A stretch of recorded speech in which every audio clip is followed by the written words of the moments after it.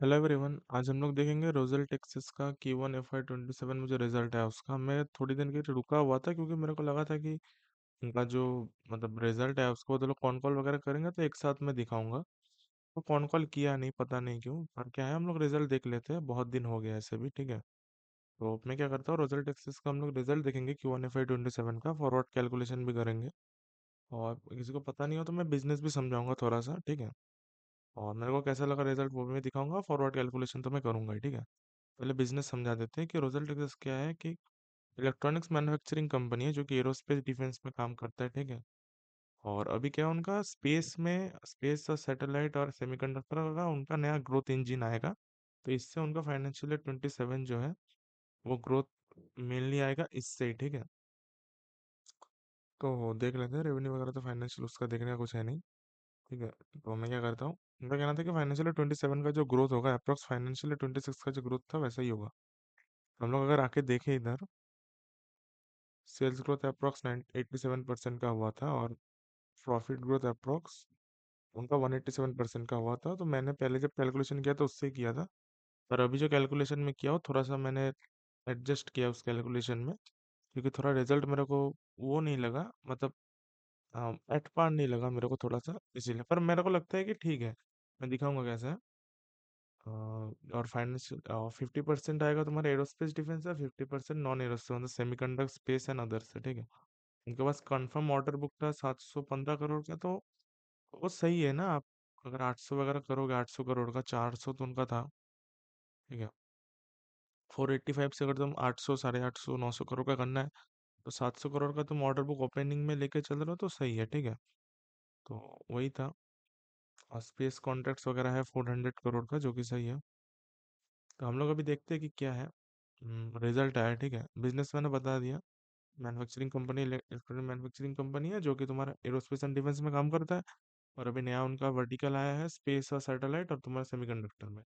वो अभी के लिए उनका मेन ग्रोथ ड्राइवर होगा, जो कि हम लोग देखेंगे। ठीक है,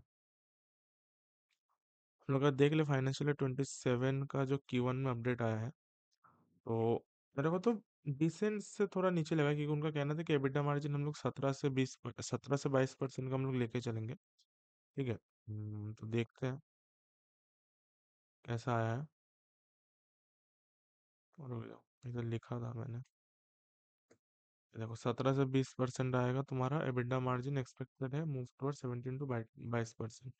उनका एबिटा मार्जिन आया अभी के लिए 23.3 डिवाइडेड बाय, जो कि मेरे को 15% आया, जो कि मतलब ठीक है, आसपास है टारगेट का। मेरे को क्यों लगता है एबिटा मार्जिन कम हुआ है, क्योंकि ये जो वार वगैरह चल रहा है ना इधर, तो उसकी वजह से क्या होगा, ट्रांसपोर्टेशन कॉस्ट वगैरह लग गया होगा, इसीलिए मेरे को लगता है कि एबिटा मार्जिन में थोड़ा सा हिट हुआ है। इसीलिए अगर कॉन कॉल होता तो पूछ पाता ना एटलीस्ट कि क्या हुआ है आपका, क्यों एबिटा मार्जिन का टारगेट आप हिट नहीं कर पाए हो। ठीक है, पर मोर ओवर मेरे को तो डिसेंट से थोड़ा सा नीचे लगा है, पर उतना भी खराब नहीं है रिजल्ट, जैसे मतलब जियोपॉलिटिकल सिचुएशन वगैरह है उनका। ठीक है, पेट मार्जिन उनका आया था 6.2%, जो कि डिसेंट है। ठीक है, धीरे धीरे अभी इम्प्रूवमेंट होगा उसमें। ठीक है, तो मेरे को तो रिजल्ट अभी डिसेंट ही लगा, उतना कुछ वो नहीं है। ठीक है, मीन हम कम देख लेते हैं उनका ऑर्डर बुक वगैरह कैसे ग्रो किया है। ठीक है,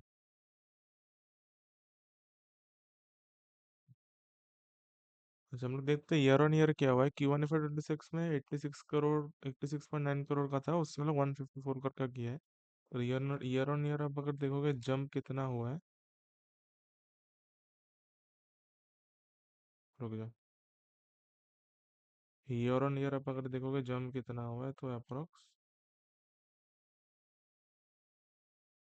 78% का ईयर ऑन ईयर जंप हुआ है, जो कि मेरे को डिसेंट लगा है। ठीक है, फर्स्ट ईयर ऐसे भी ऑर्डर बुक वाले कंपनीज का थोड़ा ये होता है, पर जैसे जैसे Q3 Q4 आएगा तो उनका अच्छा ऑर्डर भी मिलता है तब, और तुम्हारा रेवेन्यू रिकॉग्नाइज भी तब होता है। ठीक है, और ऐसे भी Q1 में थोड़ा सा झमेला चला है ये तुम्हारा फ्रेट वगैरह के लिए।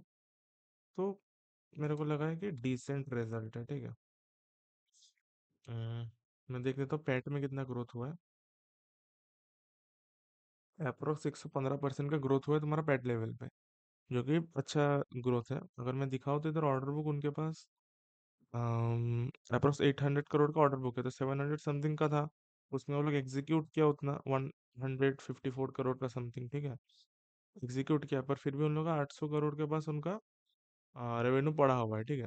नहीं, ऑर्डर बुक पड़ा हुआ है, जो कि मेरे को लगता है ऑर्डर बुक बिल्डअप हुआ है, तो मेरे को वही लगता है काम करने का दिक्कत नहीं है। काम है कि तुम्हारा प्रॉब्लम है कि तुम्हारा जो ये हुआ है ना, ट्रांसपोर्टेशन वगैरह में, लॉजिस्टिक्स में दिक्कत हुआ है। इसकी वजह से एबिटा मार्जिन में थोड़ा सा हिट लगा है, मेरे को लगता है।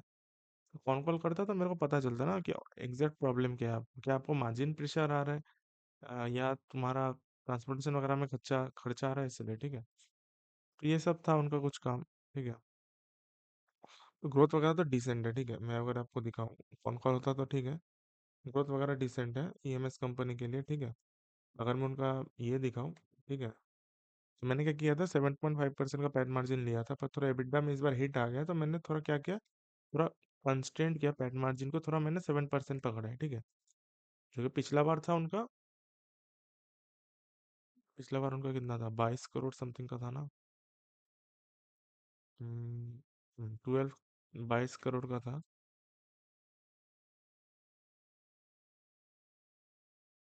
बस 4.5% का था, उससे 7% का, तो मतलब पैट मार्जिन में एक्सपेंशन तो है अभी भी, ठीक है। 7% का पैट मार्जिन मैंने पकड़ा था, और मैंने पकड़ा हुआ भी, क्योंकि वो बोला है ना, ग्रोथ जो पहला हुआ था उस हिसाब से होगी, सेमीकंडक्टर और जो उसमें होगा ना, उसमें मार्जिन्स वगैरह ज़्यादा मिलेगा आपको, ठीक है।